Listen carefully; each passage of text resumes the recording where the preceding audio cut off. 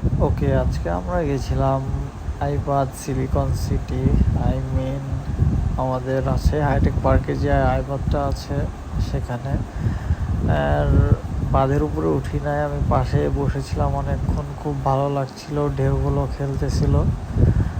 সামনে অনেক কচুরি পানা ছিল, ময়লাও আছে কিছু যেগুলো মানুষ ভাসিয়েছে, কিন্তু ভিউটা অসম ছিল আজকের, যার জন্য খুব ভালো লাগছে। আর এরকম পানি নদীতে মেবি আমি গত কয়েক বছরে প্রথম দেখলাম, 7-8 বছর বললে ভুল হবে না, কারণ এর আগে এরকম পানি হয়তো।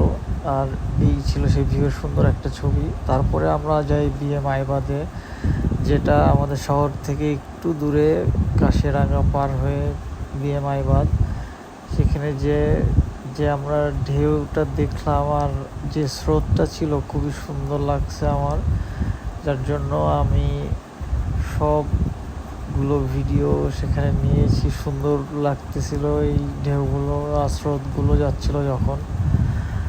আর সাথে আমার ছিল আরও 2জন বন্ধু, তাদেরকে নিয়ে আমরা খুব সুন্দরভাবে ঘুরে আসলাম আজকে, অপরম দৃশ্য দেখে আসলাম।